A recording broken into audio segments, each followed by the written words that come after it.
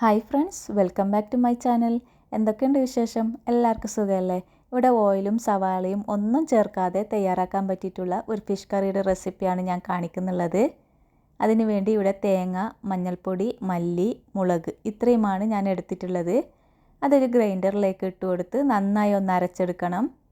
Grinder ഇല്ലാത്തവർക്ക് മിക്സിയുടെ ജാറിലും ഇട്ട് അരച്ചെടുക്കാവുന്നതാണ്. തേങ്ങ നന്നായി അരച്ചെടുക്കണം.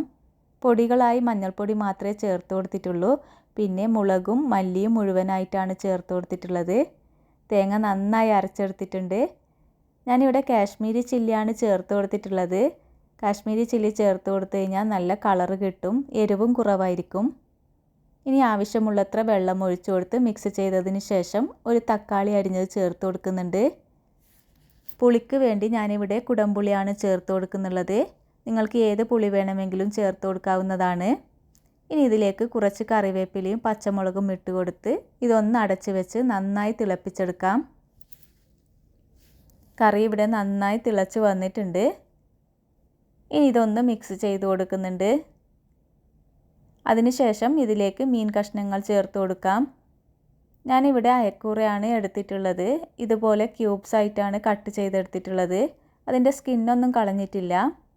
നിങ്ങൾക്ക് ഏത് മീൻ വെച്ച് വേണമെങ്കിലും ഈ കറി ചെയ്യാവുന്നതാണ്. ഇനി മീൻ കഷ്ണങ്ങൾ കറിയിലേക്ക് ഇട്ട് കൊടുക്കാം. അതിനുശേഷം ഇതിലേക്ക് വേണ്ട ഉപ്പും കൂടി ചേർത്ത് കൊടുക്കുന്നുണ്ട്.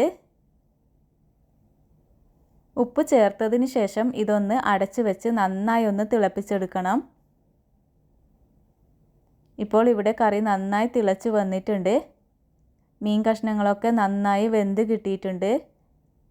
ഇത് നല്ലൊരു കറിയാണ്. ഇതിൽ നമ്മൾ ഇഞ്ചിയോ വെളുത്തുള്ളിയോ ഒന്നും ചേർത്ത് കൊടുക്കുന്നില്ല.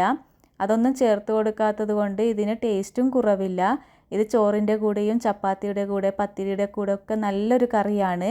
പിന്നെ എൻ്റെ വീഡിയോ ഇഷ്ടമായാൽ ലൈക്ക് ചെയ്യാനും കമൻറ്റ് ചെയ്യാനും സബ്സ്ക്രൈബ് ചെയ്യാനും ഒന്നും മറക്കരുത്. പിന്നെ അടുത്തൊരു നല്ല റെസിപ്പിയുമായി വീണ്ടും കാണാം. Thank you for watching.